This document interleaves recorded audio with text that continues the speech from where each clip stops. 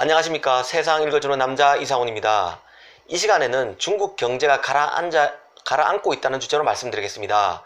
미중 역사 속에서 세 개의 변곡점이 있었는데요. 그 변곡점은 미국이 중국을 손보려고 했던 그 세 개의 변곡점이 있습니다. 그 세 개의 변곡점에 대해서 말씀드리려고 합니다. 미중 무역 분쟁이 이제 막 시작한 것 같지만 미국은 진작에 중국을 손보고 싶어 했습니다. 마치 1985년 9월 플라자 합의처럼 말이죠. 당시에 대미 무역 수지 흑자 1, 2위 국가가 바로 일본과 서독이었습니다. 당시에는 동서냉전의 시대였기 때문에 자본주의 블록의 절대 리더인 미국의 요구를 거절할 국가는 없었습니다. 결국 일본 엔화와 독일 마르크화는 빠르게 절상되면서 미국의 기대에 부응했죠. 미국이 원하는 대로 일본과 서독을 움직인 겁니다. 중국을 언젠가 한번 손보고 싶어 했던 미국의 첫 번째 판단 미스는 바로 2000년을 꼽는 전문가가 많습니다. 그때가 바로 1차 변곡점이었습니다. 그때 대통령은 바로 빌 클린턴이었습니다. 2000년 3월 클린턴은 존스 호키스 대 연설에서 중국의 WTO 가입이 미국 국익에도 도움이 될 것이라고 말했습니다. 미국의 후원으로 이듬해 중국은 WTO에 가입하죠. 당시 미국은 중국이 WTO 체제에 들어오면 고분고분한 2인자가 될 수 있을 것으로 봤습니다. 세계의 공장으로서 중국을 키우고 체제가 다른 중국을 순치시킬 수 있는 프레임으로 WTO를 본 거죠. 그러니까 중국이 WTO에 가입하면 미국의 상품을 더 많이 수입하게 되는 것뿐만 아니라 민주주의의 가장 소중한 가치인 경제적 자유를 받아들이는 것으로 이해했습니다. 지금 보면 너무 낙관적인 해석이었죠. 실제 2001년 중국의 WTO 가입은 미국의 적극적 지원 아래 이뤄집니다. 클린턴 행정부는 중국이 WTO에 가입해 시장 경제에 편입되면 미국과 세계 경제에 유리하다고 의회를 설득했습니다. 당시 클린턴 연설을 한번 볼까요? 클린턴은 이렇게 말했습니다. 개개인의 꿈을 실현하면 정부에 더 많은 요구를 하게 될 것이다. 그리고 인터넷 발전과 맞물려 중국은 미국처럼 변모할 것이다. 이렇게 말이죠. 지금 와서 보면 경제적으로 중국은 컸지만 정치적 자유는 예나 지금이나 없습니다. 당시 이런 클린턴의 대부분의 워싱턴 정관계 인사가 동의했지만 유독 적극적으로 반대의 의견을 폈던 사람이 한 명 있는데요. 바로 통상 전문 변호사 로버트 라이트 하이저였습니다. 이 사람은 많이 들어봤을 건데요. 지금 트럼프 정부에서 일하고 있습니다. 미국 무역대표부 USTR이라고 있는데요. 거기 대표로 있는 양반입니다. 아무튼 로버트 라이트 하이저는 그 당시에 뉴욕타임스 기고에 이렇게 말합니다.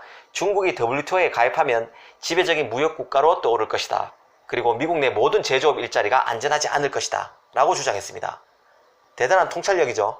진짜 중국은 WTO 체제에서 호랑이가 됩니다. 세계 2위 경제 대국으로 성장하니까요. WTO 가입 전까지만 봐도 1990년대만 해도 중국은 너무 가난했습니다. 세계은행에 따르면 1994년 중국 인구의 60%가 하루 1.9달러, 2달러도 안 되는 돈으로 생활하는 빈곤층이었습니다. 중국 내 개혁론자들도 사실 경제 선진화 전략으로 WTO 가입을 추진했습니다. WTO가 자기들이 발전할 수 있는 지렛대가 돼줄 것으로 믿었던 거죠. 저임금을 활용해서 제조업을 키우고 수출길을 열기 위해선 중국산 상품에 대한 관세를 낮춰야 했는데 WTO 가입이 지름길이 돼줄 것으로 믿었습니다. 중국 내 개혁론자들도요. WTO는 수입품 상호 간 차별을 금지하도록 되어 있습니다. 바로 최혜국 대우라고 우리가 부르는 거죠. 또 국내 상품과 수입품 간의 차별도 금지하게 되어 있습니다. 이게 바로 내국인 대우 조항입니다. 이렇다 보니 평균 관세율은 내려가게 되어 있습니다. 거대 수출 시장을 얻는 대가로 중국은 무역 장벽을 낮추고 시장을 열기로 했죠. 해외 투자가 중국으로 쏟아졌습니다.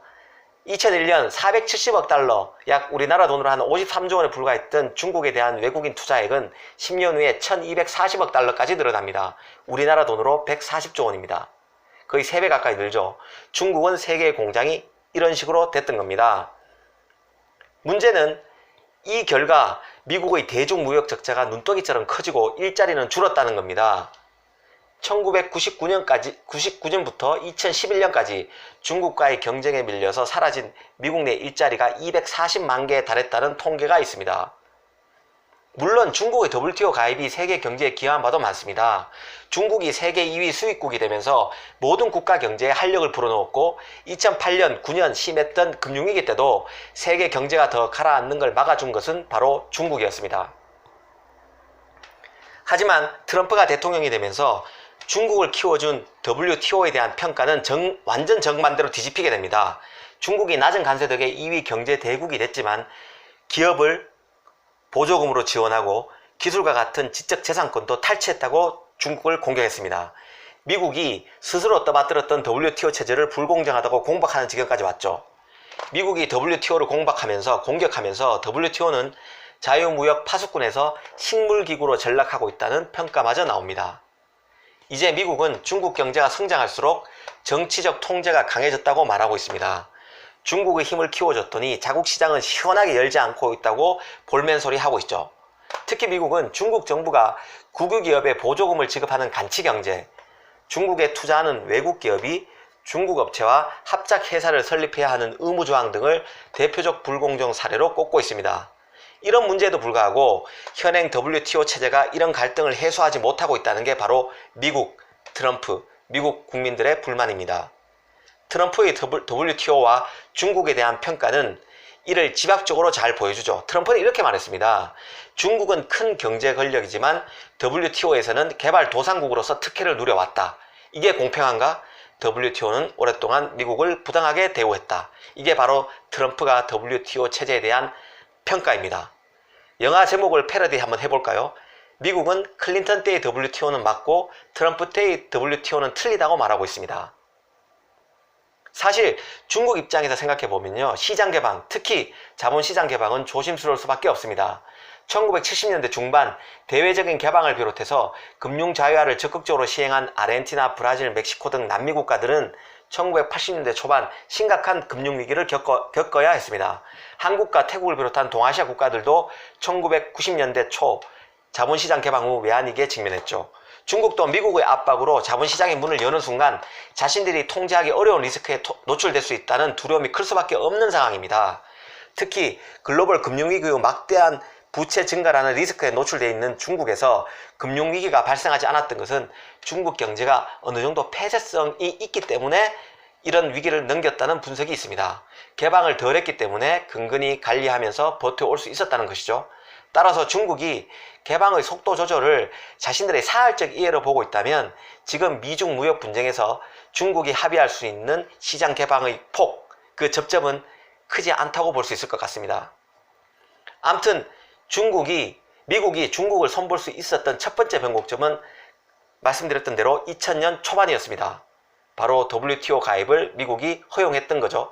그때 중국을 WTO에 가입시켜 자본주의 체제로 편입시키겠다는 너무 순진한 생각을 했던 것이 미국의 첫 번째 패착입니다. 그걸 깨닫고 손볼 수도 있었지만 2001년 9.11 테러가 터지고 2003년 대량 학살 무기를 찾는다는 명분으로 이라크와 전쟁을 미국이 일으키게 됩니다. 그러면서 모든 게 어긋났죠. 미국이 중동의 모든 화력을 집중하는 새 중국은 방해 없이 급성장할 수 있었습니다. 그럼 두 번째 변곡점은 언제일까요?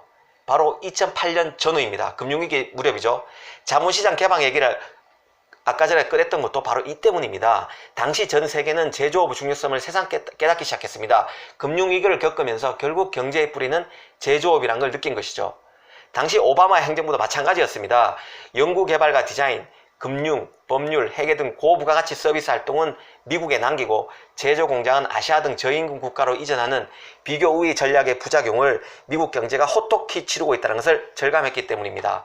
미국은 제조 산업의 공급망이 붕괴되면서 2001년부터 2011년 10년 동안 제조업 일자리가 500만 개나 줄었습니다.